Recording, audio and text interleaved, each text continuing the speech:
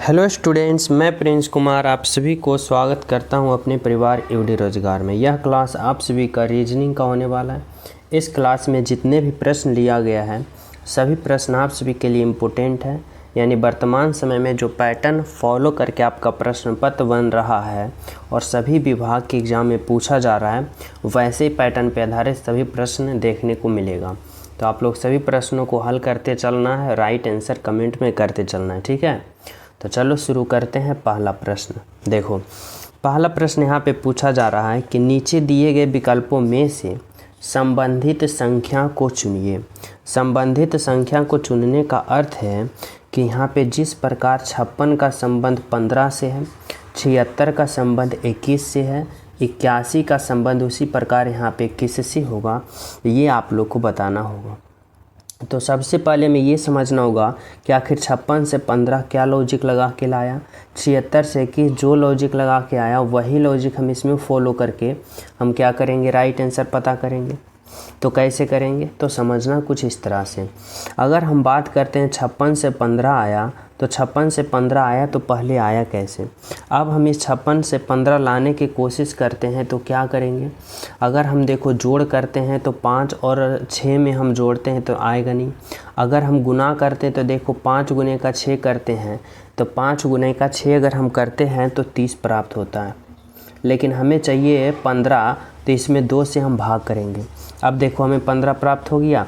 यानी 56 जो एक संख्या है, इनके दोनों अंकों को आपस में गुना कर दिया। दो अंक कौन कौन, 5 और 6, इन दोनों अंकों को गुना कर दिया, 30 आया, और फिर 2 भाग कर दिया, 15 आ गया, ठीक है। अब उसी प्रकार जब हम 76 से 21 लाने की कोशिश करेंगे तो 76 के दोनों अंकों को आपस में गुना कर देंगे, यानी 7 और 6 को गुना कर देंगे।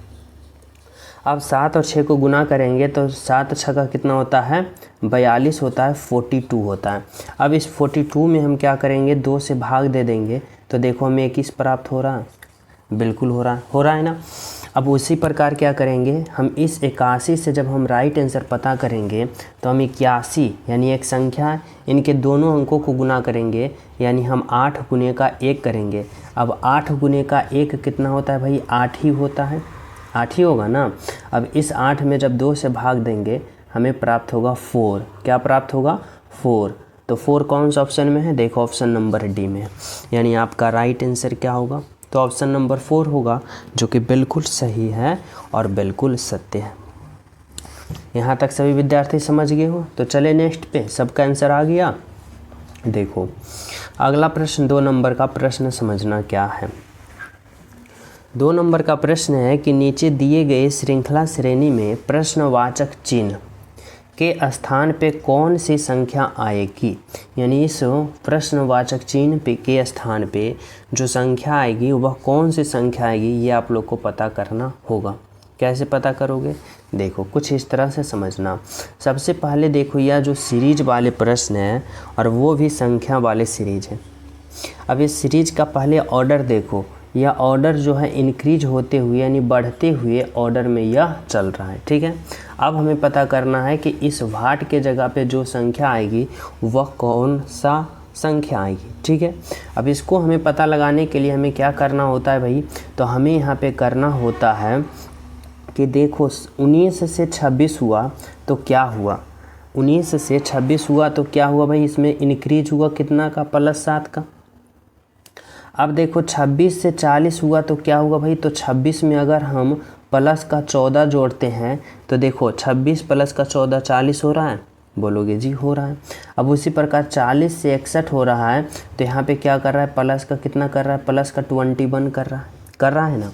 फिर देखो 61 से यहाँ पे 89 जा रहा है तो यहाँ पे क्या प्लस कर रहा है भाई, तो प्लस का 28 कर रहा है। क्या कर रहा है, प्लस का 28। अब यहाँ पे आप लोग को समझना होगा कुछ इस तरह से सीरीज के रूप में कि देखो 19 से 26, 26 से 40, 40 से 61 से 80, तो अगले क्या होगा, तो यहाँ पे सीरीज देखो क्या बन रहा है, 7 दूना का 14, 7 तिया का 21, 7 चौका 28, तो 7 पचे का 35। यानी जब हम इस बार संख्या पता करेंगे तो हम क्या करेंगे, इस 89 को इस 35 के साथ जोड़ना है और जो संख्या आएगा वो हमारा राइट आंसर होगा ना। तो देखो 9 5 14 का 4 बाकी 1। 8 और 3 कितना होगा भाई 11 और 1 12 यानी 124 यानी 124। कौन सा ऑप्शन में है? तो देखो ऑप्शन नंबर 1 में है, 124 जो है आपका राइट आंसर है। ठीक है, समझ पा रहे हो? तो चले नेक्स्ट प्रश्न पे। देखो सबका आंसर आ गया बिल्कुल। 3 नंबर का प्रश्न समझना। 3 नंबर का प्रश्न में कह रहा है दिए गए घन में अक्षर जेड का विपरीत कौन सा अक्षर या चिन्ह होगा। देखो यह डाइस वाले प्रश्न है और यह डाइस भी जो है ना यह ओपन डाइस है यानी खुला हुआ। अब यहाँ पे आप लोग को बताना है कि जेड का विपरीत फलक जो होगा वह कौन होगा। आप लोग ने क्लॉक डाइस बहुत यहाँ पे पढ़े होंगे और क्लॉक डाइस में दिया होता है कि इसका विपरीत पता करो, लेकिन ओपन डाइस में आप लोग को पता करना है कि विपरीत फलक कैसे पता किया जाता है। जैसे मान लो यह ओपन डाइस दिया गया, अब इसमें जेड का विपरीत निकालो। अब ओपन डाइस का रूल क्या होता है समझना। यह रूल होता है कि जब भी हम विपरीत पता करते हैं ना तो एक घर छोड़ के दूसरे घर को हम विपरीत मानते हैं। जैसे देखो हम यहाँ से स्टार्ट करेंगे तो एक घर छोड़ेंगे तो इसमें आ जाएंगे, ठीक है, आ गए। फिर देखो हम यहाँ से स्टार्ट करेंगे, एक घर छोड़ेंगे तो हम इसमें आ गए। यानी हमें यहाँ पे कहने का अर्थ ये हुआ ना, आप लोग यहाँ पे ये समझना कि इसका विपरीत ये होगा और इसका विपरीत ये होगा। कैसे होगा? तो एक एक घर छोड़ के, जैसे इस पहले यहाँ से स्टार्ट किए हो और यहाँ पे आगे हो, देखो इसको छोड़ दिए हो ना। फिर देखो इसी प्रकार यहाँ से स्टार्ट किए हो, यहाँ पे आगे हो तो इस डॉलर को छोड़ दिए हो, ठीक है। यानी ये दोनों क्या है, एक दूसरे का विपरीत है। अब देखो यहाँ पे ए और यहाँ पे जेड बचा तो ये एक दूसरे का विपरीत होगा ना, बिल्कुल। लेकिन यहाँ पे आपका एग्जामिनर क्या पूछ रहा है कि जेड का विपरीत, तो इस जेड का विपरीत यहाँ पे क्या निकल के आया, ए निकल के आया। यानी राइट आंसर आपका ए होगा, जो कि क्या है, तो ऑप्शन नंबर यहाँ पे डी में दिया गया है। ऑप्शन नंबर डी में दिया गया है, जो कि आपका राइट आंसर बिल्कुल यहाँ पे ऑप्शन नंबर डी होगा। ठीक है, जेड का विपरीत तो ए। चले नेक्स्ट पे। देखो 4 नंबर का प्रश्न क्या पूछा जा रहा है अभी। 4 नंबर का जो प्रश्न है ना, यह कोडिंग डिकोडिंग का प्रश्न है। यहाँ पे आप सभी से पूछा जा रहा है कि एक निश्चित कोड भाषा में इतना को इतना लिखा जाता है, ठीक है, इतना को इतना लिखा जाता है और इतना को इतना लिखा जाता है। तो LOCK को आप लोग किस कोड भाषा में लिखोगे, यानी इसका कोड आप लोग को बताना होगा। तो कैसे पता करोगे, तो समझना। हमें सबसे पहले यहाँ पे ये लॉजिक पता करना होगा कि OOK का कोड वर्ड लिखा है 662। अब ये कैसे लिखा है समझना पड़ेगा। देखो यहाँ पे O है, K है, फिर K है और सॉरी यहाँ पे क्या है, तो डबल O है। क्या है भाई, डबल O और K। अब इसका कोड वर्ड लिखा है 662, ठीक। अब इतना का कोड वर्ड हमें पता करने के लिए हमें इसका अल्फ़ाबेट पोजीशन लिखना पड़ेगा। जैसे O का 15 होता है, फिर O का 15 होता है और K का 11 होता है। अब इतना से हमें यहाँ पे इतना लाने की कोशिश करेंगे तो क्या करेंगे, तो देखो 15 एक संख्या है, 15 एक संख्या है, 11 एक संख्या है, क्योंकि O का अल्फ़ाबेट पोजीशन 15, O का 15, K का 11। अब इतना से हमें लॉजिक लगा के क्या लाना है, तो 662 लाना है। कैसे करेंगे, तो देखो अगर हम यहाँ पे समझते हैं कि 15 जो एक संख्या है ना, इसके दोनों अंकों को जोड़ो। दोनों अंकों कौन कौन, तो 1 और 5 2 अंक है। अब इन दोनों अंकों को जोड़ो तो 5 और 1 6, फिर 5 1 और 6 और 1 1 2। यहाँ पे देखो इतना आया, बोलोगे जी आ गया। यानी क्या किए तो समझ, हाँ यहाँ पे जो है ना उसका अल्फ़ाबेट पोजीशन लिखें और जो संख्या आया उन संख्या के अंकों को हमने क्या किया, तो जोड़ दिया और जोड़ने के बाद जो आया वही इसका कोड वर्ड हो गया। ठीक है, अब देखो COA का हम जब कोड वर्ड पता करेंगे तो कैसे करेंगे, वैसे ही करेंगे। कैसे, तो देखो C का अल्फ़ाबेट पोजीशन 3 होता है, O का अल्फ़ाबेट पोजीशन 15 होता है, A का अल्फ़ाबेट पोजीशन 1 होता है। अब देखो 3 एक ही संख्या है तो 3 का 3 ही लिखोगे। 15 जो है 2 अंकों से मिलकर बना, 1 और 5, और 1 और 5 को जोड़ोगे तो 5 और 1 कितना हो जाएगा, 6 हो जाएगा। और यहाँ पे 1 है तो 1 का 1 ही होगा। अब देखो 361 यहाँ पे इसका कोड बना है ना, बोलोगे जी बना है। अब उसी प्रकार देखो यहाँ पे भी हमें देखना है क्या है, सी का 3 होता है, ओ का 15 होता है। अब यहाँ पे हम डायरेक्ट कर देते हैं, सी का 3 होता है, ओ का 15 को जोड़ोगे 5 और 1 6 होगा, के का 11 तो 1 1 2 होगा, और ई का 5 तो 5 ही होगा। अब 36 25 देखो 36 25 यहाँ पे राइट आंसर आया ना, बिल्कुल। अब हमें क्या करना है, तो एल ओ सी के बाई को हमें राइट आंसर पता करना है। तो इसको हम कैसे करेंगे, तो इसको अभी हम कुछ उसी तरह से करेंगे। तो देखो एल का अल्फ़ाबेट पोजीशन 12 होता है, 12 के दोनों अंकों को जोड़ो, यानी 1 और 2 को जोड़ोगे तो 3 आएगा। ओ का 15 में 1 और 5 को जोड़ोगे तो 5 और 1 6 होगा। सी का 3 ही होगा, और के का 11 1 1 जोड़ोगे तो 2। अब देखो 36 32 कौन सा ऑप्शन में है, तो देखो 36 32 ऑप्शन नंबर यहाँ पे बी में है, यानी 36 32 जो होगा वह आपका right answer option number B जो होगा, बिल्कुल सही आपका राइट आंसर। समझ पा रहे हो यहाँ तक सभी विद्यार्थी? तो चले हम सब नेक्स्ट प्रश्नों पे। तो देखो अगला प्रश्न आप लोग समझना, 5 नंबर का प्रश्न।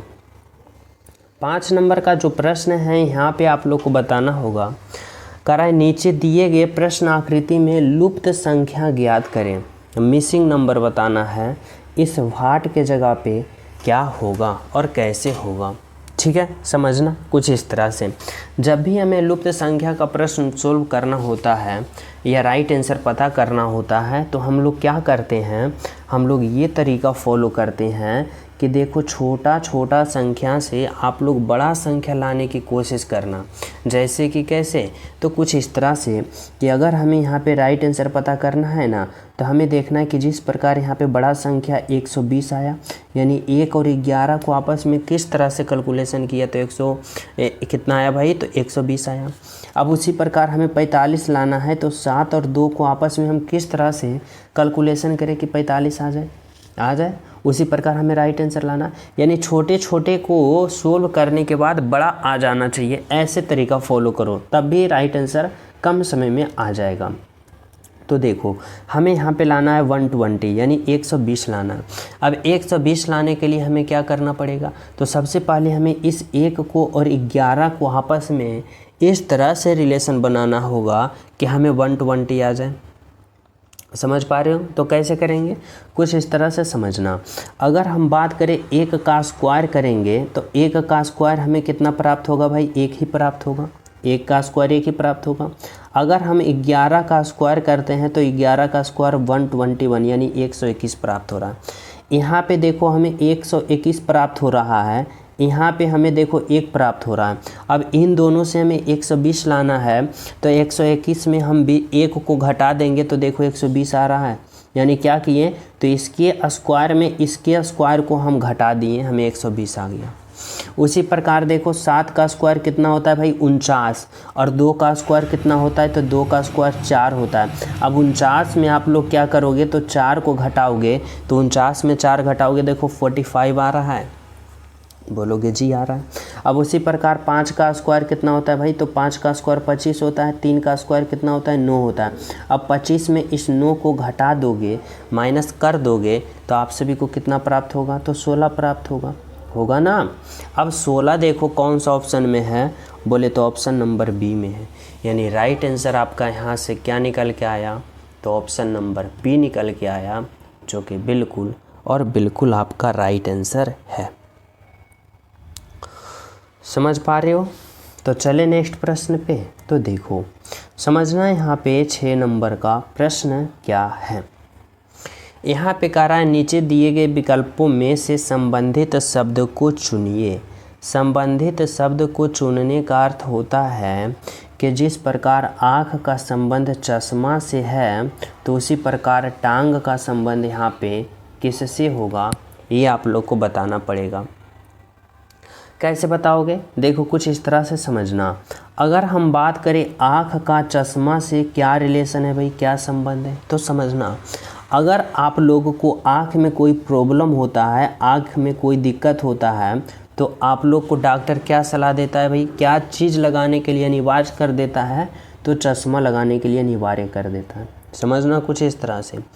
उसी प्रकार अगर हम बात करते हैं टांग, जिसे आप लोग पैर कहते हो, यानी सभी कोई पैर के ही कहता है, हम भी कहते हैं, आप भी कहते हो, यानी टांग। अब इस टांग को जब भी इसमें कोई प्रॉब्लम होगा, यानी चोट लगेगा या टूट जाएगा या कुछ भी हो जाएगा, तो डॉक्टर किसका सलाह दिया जाएगा भाई सपोर्ट के लिए? तो बैसाखी का। जिस प्रकार आँख का संबंध चश्मा से है, तो टांग का संबंध बैसाखी से होगा। यहाँ तक सभी विद्यार्थी समझ पा रहे हो ना? चलो देखो अगला प्रश्न क्या कर रहा है भाई, 7 नंबर का। 7 नंबर का प्रश्न यहाँ पे आप सभी से बोला जा रहा है कि निम्नलिखित शब्दों की व्यवस्था की तार्किक और अर्थपूर्ण कर्म को चुनिए। तार्किक और अर्थपूर्ण कर्म का मतलब क्या होता है ना, कि सबसे पहले कौन होगा, उसके बाद फाइनल अंत में कौन होगा भाई। किस तरह से आप लोग को यहाँ पे करना है, तो कुछ इस तरह से समझना है कि यहाँ पे इस तरह से दे रखा है साइकिल, बस, कार, मोटरसाइकिल, ट्रेन। अब इसमें आप लोग को बताना होगा कि सबसे पहले कौन होगा, उसके बाद कौन होगा। तो देखो अगर हम सबसे पहले की बात करें ना, तो इसमें सबसे पहले साइकिल होगा। क्या होगा भाई? साइकिल होगा, क्योंकि सबसे यातायात का सबसे छोटा साधन और सस्ता साधन क्या है? तो साइकिल, यानी हम यहाँ पे क्या करेंगे, 1 करेंगे। ठीक है। साइकिल से और थोड़ा सा हम बात करें तो इससे और मतलब कि इससे थोड़ा सा ऊंचा कौन हो जाता है, तो साइकिल से थोड़ा सा ऊंचा की बात करें ना, तो फिर यहाँ पे क्या हो जाता है, तो यहाँ पे हो जाता है मोटरसाइकिल। क्या हो जाएगा? मोटरसाइकिल, यानी 5 नंबर। ठीक है। मोटरसाइकिल से अब थोड़ा सा और बात की करें ना, मोटरसाइकिल से थोड़ा सा और बात बड़ा की बात करें तो कार। ठीक है। कार से और थोड़ा बड़ा क्या हो जाएगा? बस। और बस से थोड़ा सा और बड़ा यातायात साधन क्या हो जाएगा? तो फाइनल ट्रेन हो जाएगा, यानी 3 नंबर। ठीक है। यानी 1 5 3 4 3 कौन सा ऑप्शन ऐसा रूल फॉलो कर रहा है? देखो ऑप्शन नंबर बी कर रहा है, यानी राइट आंसर आपका क्या हो जाएगा? तो ऑप्शन नंबर बी हो जाएगा, जो कि बिल्कुल सही है आपका राइट आंसर। ठीक है, समझ पा रहे हो? तो चले नेक्स्ट पे। देखो समझना 8 नंबर का प्रश्न। यहाँ पे आप सभी से कहा जा रहा है कि उस वेन आरेख का चयन करें जो दिए गए वर्गों के बीच संबंध को सर्वोत्तम रूप से दर्शाता है। यानी बताना है, यहाँ पे टेबल है, कुर्सी है और बल्ब है। अब आप लोग कौन सा ऑप्शन वाले आरेख का चयन करोगे, समझ रहे हो ना, ताकि इन तीनों का एक साथ सही संबंध बता सको। अब कैसे यहाँ पे सही संबंध बताओगे? तो देखो यहाँ पे दे रखा है टेबल है, कुर्सी है और बल्ब है। समझना, अगर मैं टेबल के लिए एक गोला बनाया, ठीक है, और कुर्सी के लिए भी एक गोला बनाया। अब देखो टेबल और कुर्सी में कोई रिलेशन है? तो नहीं है। अगर मैं बल्ब के लिए भी एक गोला बनाते हैं तो देखो इन तीनों में कोई रिलेशन है? नहीं है। यानी इसीलिए तीनों गोला अलग अलग है, और अलग अलग है तो यहाँ पे ऑप्शन नंबर डी में ऐसा आरेख है, यानी आपका right answer option number D होगा। क्या होगा भाई? तो ऑप्शन नंबर डी होगा, जो कि बिल्कुल सही है। समझ पा रहे हो? तो चले नेक्स्ट प्रश्नों पे। तो देखो 9 नंबर का प्रश्न समझना, और यह जो प्रश्न है ब्लड रिलेशन का प्रश्न है। इसको बहुत ही सिंपल तरीक़ा से समझाऊंगा एक स्ट्रक्चर के रूप में, और आप लोग आज के बाद कभी गलत करोगे नहीं अगर स्ट्रक्चर के रूप में सोल्व करोगे तब। देखो यहाँ पे जैसे जैसे कहेगा ना वैसे वैसे हमें करना है और राइट आंसर पता करना है। कह रहा है सी जो है बी की पत्नी है। सी जो है ना वह क्या है भाई?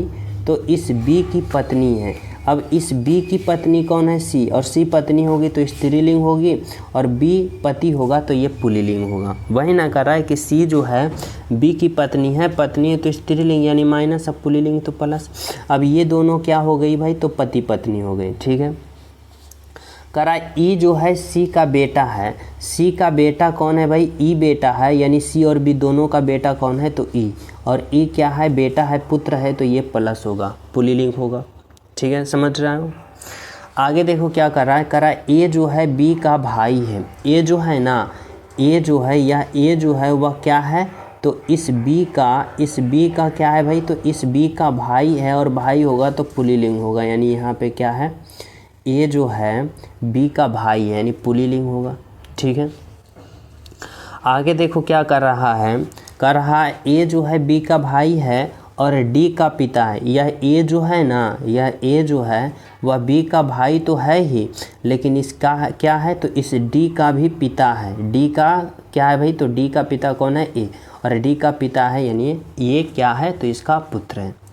अब यहाँ पे देखना, आपका यहाँ पे एग्जामिनर पूछना क्या चाहता है, कह रहा है ई का डी से क्या संबंध है, यानी ई और डी में क्या संबंध है भाई, तो ई और डी में क्या चीज़ का संबंध है, तो भाई का संबंध है, लेकिन कैसा, तो यहाँ पे हो जाएगा चचेरा भाई, यानी राइट आंसर क्या लगाओगे, कजन ब्रदर्स, यानी ऑप्शन नंबर 4 लगाओगे, जो कि क्या होगा, तो बिल्कुल सही होगा आपका राइट आंसर।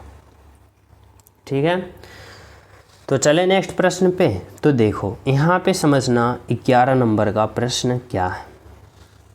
यह प्रश्न कथन निष्कर्ष वाले प्रश्न है, समझना। कथन क्या कर रहा है भाई, कर रहा है सभी कौवे मुर्गी है। यहाँ पे समझना कौवे यानी जितने भी कौवे हैं, यानी कौवे को मैं कौवे ही लिखता हूँ, ठीक है। जितना भी कौवा है यानी कौवा, कौवा को हम क्या करते हैं भाई, कौवे, कौवे नहीं होता है, कौवा होता है, ठीक है। अब जितने भी कौवे हैं वह क्या है, तो मुर्गी है, यानी सभी कौवे क्या है, तो यह सभी कौवे किसके अंदर आ जाएगा, तो इस मुर्गी के अंदर आ जाएगा, ठीक है, मुर्गी के अंदर आ जाएगा, इस मुर्गी के अंदर आ गया। अब कह रहा है कि सभी मुर्गी कबूतर है, या जितने भी मुर्गी है ना, यह सभी मुर्गी किसके अंदर आ जाएगा भाई, तो कबूतर के अंदर आ जाएगा। किसके अंदर आ जाएगा, कबूतर के अंदर आ जाएगा। किसके अंदर आ गया, कबूतर के अंदर आ गया, ठीक है। अब कह रहा है कुछ मुर्गी चिड़ियाँ हैं, मुर्गी की बात करते हैं। मुर्गी वाले भाग देखो इस तरह से समझना, मुर्गी वाले कौन है, तो मुर्गी वाले ये गोला। अब कह रहा है ना कि मुर्गी का कुछ भाग जो है चिड़ियाँ है। अब कैसे हम बना सकते हैं इसका आकृति, तो हम कुछ इस तरह से लेंगे, यानी मुर्गी का कुछ भाग जो है वह चिड़ियाँ है, यानी चिड़िया को सी से संबोधित करते हैं, ठीक है।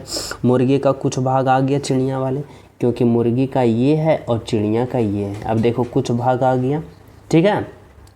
अब हमें यहाँ पे क्या कर रहा है भाई, तो निष्कर्ष पे समझना होगा। निष्कर्ष क्या कर रहा है, देखो निष्कर्ष नंबर 1 कह रहा है सभी कौवे कबूतर है, सभी कौवे ये, और सभी कबूतर कहाँ है, तो सभी कबूतर ये बड़ा वाला। अब बताओ कि सभी कौवे इस कबूतर के अंदर है, बोलोगे यह जो कौवा है इस कबूतर के अंदर है, बोलोगे जी है, यानी निष्कर्ष नंबर 1 सही है ना।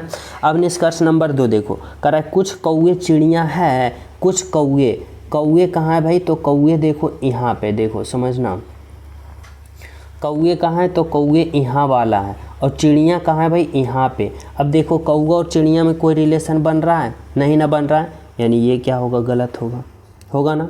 अब क्या कर रहा है निष्कर्ष 3 देखो, कह रहा है कुछ चिड़िया कबूतर है, कुछ चिड़िया वाले देखो कुछ भाग ये चिड़िया है और ये कबूतर है। अब देखो कबूतर का कुछ भाग चिड़िया लिया है, बोलोगे जी लिया है, यानी क्या होगा, तो निष्कर्ष नंबर 3 सही होगा। यानी हमें यहाँ से क्या निकला, तो 1 और 3 निकला, जो कि ऑप्शन नंबर डी में, यानी केवल और केवल 1 और 3 निष्कर्ष यहाँ पे सही है, यानी आपका राइट आंसर है, ठीक है। तो चले नेक्स्ट प्रश्न पे। तो देखो यहाँ पे समझना 12 नंबर का प्रश्न क्या है। 12 नंबर का प्रश्न यहाँ पे आप सभी से पूछ रहा है कि उस अक्षरों के उस संयोजक का चयन कीजिए जो दी गई श्रृंखला रिक्त स्थानों को क्रमिक रूप से रखे जाने पर श्रृंखला को पूर्ण करेगा, ठीक है। यानी बताना होगा यहाँ पे कि यहाँ पे जो भाट है ना, इसके जगह पे कौन कौन सी संख्या आएगी ये पता करना। अब ऐसे प्रश्नों को सोल्व करने के लिए हम लोग क्या करते हैं, तो बहुत ही सिंपल ट्रिक फॉलो करते हैं कि सबसे पहले आप लोग काउंट कर लो कि इसमें कितना अल्फ़ावर्ड है। देखो 1 2 3 4 5 6 7 8 9 10 11 12 13 14 15 16 17 18 19 20, यानी इसमें टोटल अल्फ़ावर्ड की संख्या 20 है। 20 है ना। अब इस 20 को आप लोग किस प्रकार गुणनखंड के रूप में लिख सकते हो, तो 5 गुने का 4 लिख सकते हो, या फिर 2 गुने का 10 लिख सकते हो, ठीक है। यानी हमारे कहने का अर्थ ये हुआ कि या तो आप लोग 5-5 के छोटे छोटे खंड बनाओ, या 2-2 का, या 4-4 का, या 10-10 का। तो चलो हम लोग क्या करते हैं, हम लोग 5-5 का छोटे छोटे खंड बनाते हैं। देखो 2 2 4 और 1 5, यानी यहाँ पे हम क्या किए तो एक खंड बना दिए। फिर 2 2 4 1 5, 2 2 4 1 5, 2 2 4 1 5। देखो सभी में 5 अल्फ़ावर्ड ले लिए, ठीक है। अब यहाँ पे हमें क्या करना है तो फिलअप करना है कि कौन कौन सा अल्फ़ावर्ड आएगा। अब देखो समझना, अगर हम बात करते हैं कि पहले वाले और दूसरे घर में, तो देखो पहले वाले घर में हमें क्या पता करना है, कैमा पोजीशन पता करना है, तो दूसरा और तीसरा पोजीशन पता करना है। इसमें देखो पहला दूसरा तीसरा पोजीशन पे क्या है भाई तो सी आ रखा है, तीसरा पोजीशन पे सी आ रखा है, तो यहाँ पे भी हम तीसरा पोजीशन पर सी रखेंगे, तीसरा पोजीशन पर सी रखेंगे। हमें पता करना है दूसरा पोजीशन, तो देखो किस घर में दूसरा पोजीशन भरा है, तो देखो इस घर में और इस घर में दूसरा पोजीशन पर ई है, दूसरा पोजीशन पे ई है, यानी हमें यहाँ पे क्या रखना होगा तो ई रखना होगा। अब देखो इस घर में क्या हुआ तो NECKL, फिर यहाँ पे क्या रखेंगे NECKL, फिर यहाँ पे रखेंगे NECKL, यहाँ पे रख दिए। अब देखो सभी में पूर्ण रूप से फिलअप हो गया ना, यानी यहाँ पे क्या रखें तो ई रखें, फिर सी, फिर एन, फिर ई, फिर एन, फिर के, फिर सी और एल, इतना रख दिए। अब देखो कौन सा ऑप्शन में ऐसा रूल फॉलो कर रहा है, तो देखो अंतिम यहाँ पे एल है। अब देखो अंतिम में only one option number D के अंत में एल है, यानी राइट आंसर यहाँ से क्या निकल के आया तो ऑप्शन नंबर डी निकल के आया, यानी एल निकल के आया, जो कि क्या है तो आपका राइट आंसर है और बिल्कुल बिल्कुल सही है। बोले तो option number D is the right answer, ठीक है। तो चले नेक्स्ट प्रश्न पे। देखो 13 नंबर का प्रश्न समझना, यहाँ पे आप सभी से पूछा क्या जा रहा है, यहाँ से पूछा जा रहा है लुप्त संख्या ज्ञात करें, मिसिंग नंबर बताना होगा। कहाँ तो यहाँ पे कि इस भाट के जगह पे क्या होगा। तो सबसे पहले यहाँ पे ये समझना होगा कि जिस प्रकार यहाँ पे पहले वाले फिगर में 121 आया, दूसरे वाले फिगर में 228 आया, तो तीसरे वाले फिगर में भी हमारा राइट आंसर आना चाहिए ना। तो देखो कैसे करेंगे तो कुछ इस तरह से करेंगे। यहाँ पे क्या है 13 है, यहाँ पे 17 है। अब आप लोग सोचो कि 13 और 17 से 221 कैसे आ सकता है। अगर हमें 221 लाना है तो अब हमें 221 लाना है 13 और 17 से, तो जोड़ेंगे तो आएगा नहीं, स्क्वायर करेंगे तो आएगा नहीं, क्यू करने से भी नहीं आएगा। हमें यहाँ पे क्या बता है तो घटाव करने से भी नहीं आता। अगर हम गुना करते हैं तो देखो 13 गुने 17 करेंगे, 17 तिया 51, एक बाकी 5, 17 एकम 17, 5 22। देखो यहाँ पे 221 आ गया बिल्कुल। अब उसी प्रकार 12 गुने का 19 करो, हमें लाना है 228, 19 दूना का 38, 8 बाकी 3, 19 एकम 19, 19 और 3 22। देखो यहाँ पे 228 आ गया। उसी प्रकार यहाँ पे 13 गुने का 18 करेंगे। अब 18 तिया का 54, 54 का 4 बाकी 5, 18 एकम 18, 18 5 कितना होता है भाई तो 18 5 23, यानी 234 कौन सा ऑप्शन में है 234 ऑप्शन नंबर 2 में है, यानी आपका राइट आंसर 234 होगा, जो कि बिल्कुल बिल्कुल राइट आंसर है, ठीक है। तो चले नेक्स्ट प्रश्न पे। देखो समझना 14 नंबर का प्रश्न क्या है। 14 नंबर का जो प्रश्न है करा श्रृंखला को पूर्ण करें, यानी सीरीज वाले प्रश्न हैं और वो भी अल्फ़ावर्ड का और संख्या का मिक्स करके दिया हुआ है, यानी बताना है कि इस वाट के जगह पे क्या होगा। तो या तो पहले आप लोग अल्फ़ावर्ड का प्रयोग करते हुए चलो, या तो आप लोग संख्या का प्रयोग करते हुए चलो। तो देखो अगर हम यहाँ पे अल्फ़ावर्ड को लेके चलते हैं तो यहाँ पे अल्फ़ावर्ड पोजीशन हमें लिखना पड़ेगा। जैसे F का 6 होता है, G का 7 होता है, I का 9 होता है और L का 12 होता है। अब यहाँ पे आप लोग को समझना पड़ेगा, यहाँ पे एक पहले संख्या आएगा फिर अल्फ़ावर्ड आएगा, हमें अल्फ़ावर्ड को पता करना है। देखो 6 से 7, 7 से 9, 9 से 12 और 12 से राइट आंसर, ठीक है। तो देखो अगर हम 6 से 7 पे चले प्लस का 1, 7 से 9 पे चले तो प्लस का 2, 9 से 12 पे चले तो प्लस का 3 और 12 से जब हम अगले पद चलेंगे तो प्लस का 4 करेंगे ना। अब देखो 12 जो होता है एल का अल्फ़ावर्ड पोजीशन होता है, यानी 12 में 4 जोड़ेंगे तो 12 और 4 कितना होता है भाई 16, कितना होता है 16, और 16 जो होता है वह किसका अल्फ़ावर्ड पोजीशन होता है तो पी का होता है, ठीक है। अब पी देखो कौन सा ऑप्शन में, तो यहाँ पे एन है, यहाँ पे क्यू है, यहाँ पे ओ है, ओनली वन पी देखो ऑप्शन नंबर 1 में, यानी राइट आंसर आपका ऑप्शन नंबर 1 होगा, जो कि क्या होगा, तो बिल्कुल सही होगा। ठीक है, चले नेक्स्ट पे देखो, समझना। यहाँ पे 15 नंबर का प्रश्न, यहाँ पे क्या कर रहा है भाई, यहाँ पे आप सभी से पूछा जा रहा है कि नीचे दी गई आकृति में कुल कितनी आयत हैं, आयतों की संख्या निकालें। ठीक है, यानी हमें इस आकृति में काउंट करना है कितना यहाँ पे आयत है। ठीक है, अब कितना आयत है इसको काउंट करने के लिए हम क्या कर सकते हैं, तो हम कुछ इस तरह से सोच सकते हैं। कैसे, तो समझना।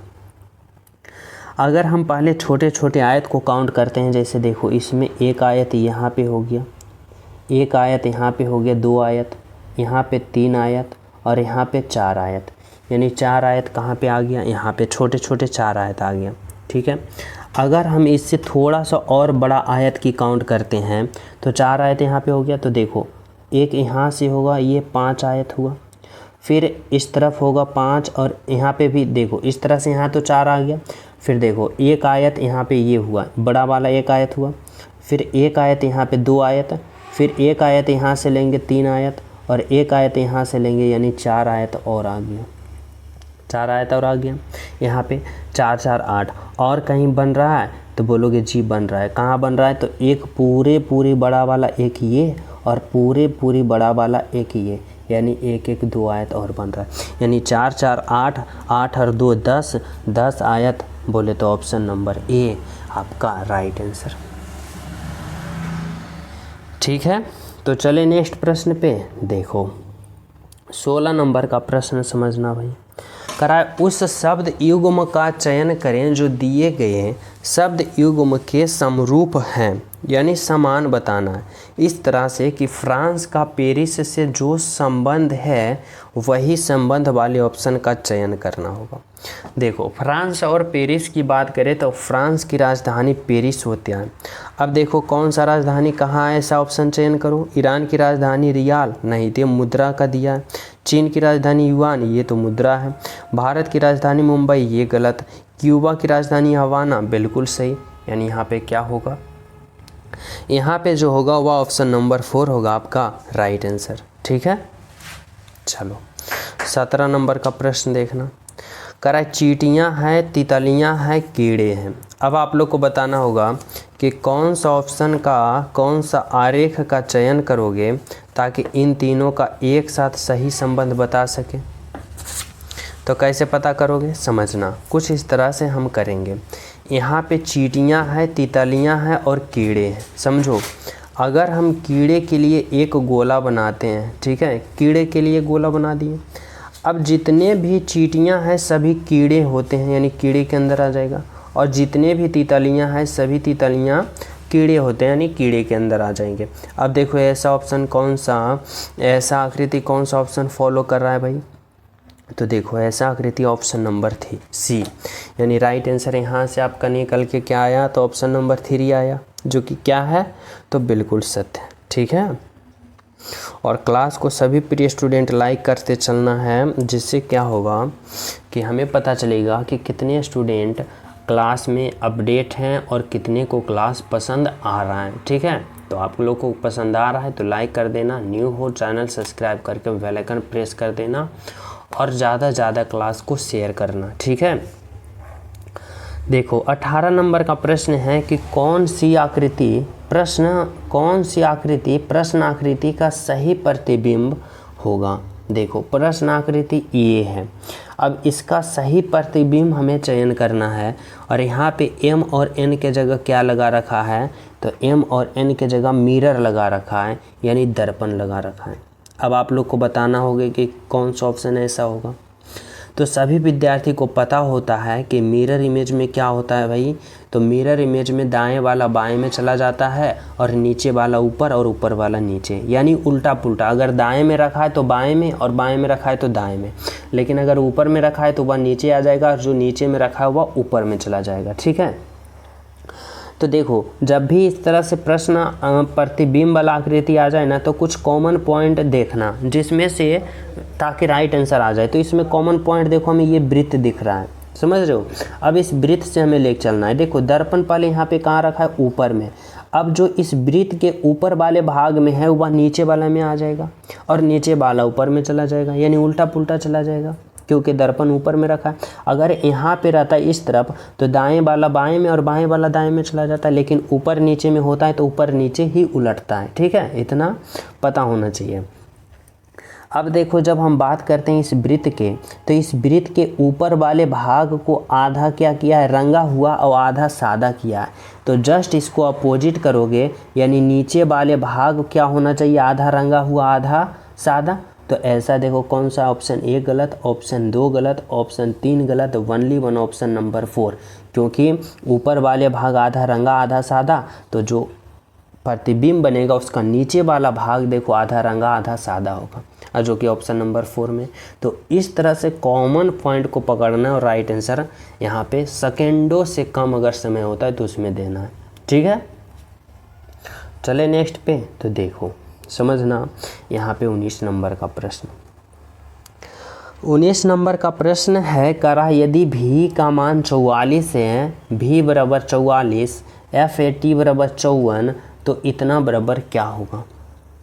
तो सबसे पहले यहाँ पे समझो, यहाँ पे क्या खेला कर रहा है कि भी का अल्फ़ाबेट पोजीशन 54 है। यह कोडिंग डिकोडिंग का प्रश्न है, और कोडिंग डिकोडिंग का प्रश्न जो होता है अल्फ़ाबेट पोजीशन से यहाँ पे मतलब संबंध रखता है ज़्यादातर। यानी हमें क्या करना है, इस भी का अल्फ़ाबेट पोजीशन लिखना है, यानी भी का अल्फ़ाबेट पोजीशन 22 होता है। अब इस 22 से 44 लाना है, तो भी का अल्फ़ाबेट पोजीशन 22 में गुना का 2 करेंगे, 22 दूना का 44 यहाँ पे आ गया। अब उसी प्रकार FAT के सभी अल्फ़ाबेट पोजीशन लिख के 2 गुना करेंगे और जोड़ने के बाद हमें 54 आना चाहिए, क्योंकि FAT एक साथ दे रखा है। तो देखो F का अल्फ़ाबेट पोजीशन 6 होता है, लेकिन 6 में हमें 2 गुना करके लिखना है। अब 6 का अल्फ़ाबेट, F का अल्फ़ाबेट पोजीशन 6 होता है, 6 में गुना करेंगे 2, तो 6 दूना का 12। तो यहाँ पे हम डायरेक्ट लिखते हैं, समझना। F का 6 होता है, 6 में 2 गुना करेंगे, 6 दूना का 12, प्लस A का 1 होता है, 1 में 2 गुना करेंगे तो 2 होता है, प्लस T का 20 यानी 20, 20 में 2 गुना करेंगे तो 40 यानी 40। अब सभी को जोड़ो, तो 40 प्लस का 2 42, और 42 और 12 कितना होगा भाई, तो 42 और 12 54 होगा। यहाँ पे 54 है ना। अब उसी प्रकार इसका करना है, तो इसका भी सभी का अल्फ़ाबेट पोजीशन में 2 गुना करके जोड़ना होता है। यानी L का 12, तो 12 का 2 गुना करेंगे 24, ठीक है, प्लस का A का 1 में 2 गुना करेंगे तो 2, T का 20 में 2 गुना करेंगे तो 20 दूना का 40, और E का 5 में 2 गुना करेंगे 10। अब आप लोग सभी को जोड़ लो, तो 4 और 2 6, 4 2 6 1 7 यानी 76। कौन सा ऑप्शन में है भाई, तो ऑप्शन नंबर 1 में, यानी राइट आंसर आपका क्या होगा, ऑप्शन नंबर 1 होगा।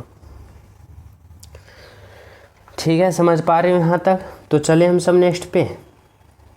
देखो 20 नंबर का प्रश्न, 20 नंबर का प्रश्न जो है यह मैं सभी विद्यार्थी को होमवर्क के रूप में देना चाहता हूँ। इस प्रश्न का राइट आंसर कमेंट में बताना। और अगर आप लोग को पता ही होगा सभी विद्यार्थी को कि बार बार थ्योरी पढ़ने से आप लोग को कुछ नहीं होगा, आप लोग अपना सिलेबस एक बार पूर्ण कर लो और फिर ज़्यादा से ज़्यादा प्रैक्टिस प्रश्नों पे फोकस करना है, यानी ज़्यादा से ज़्यादा प्रैक्टिस पे ध्यान देना है। क्योंकि अगर आप लोग बार बार थ्योरी देखोगे और प्रैक्टिस नहीं करोगे तो आपके बीच कॉन्फिडेंस नहीं आएगा। जब कॉन्फिडेंस नहीं आएगा तो आपका नंबर और रिजल्ट होगा नहीं। इसलिए आप लोग सिलेबस पूरा कर लेना, उसके बाद ज़्यादा से ज़्यादा प्रैक्टिस करना प्रश्नों पे, ठीक है। और इस प्रश्न का राइट आंसर कमेंट में ज़रूर बताना, और क्लास को लाइक शेयर एंड सब्सक्राइब करना ताकि हर क्लास का अपडेट मिलता रहे, और शेयर भी कर देना। मिलते हैं नेक्स्ट क्लास में, जब तक सभी को हमारे तरफ से जय हिंद।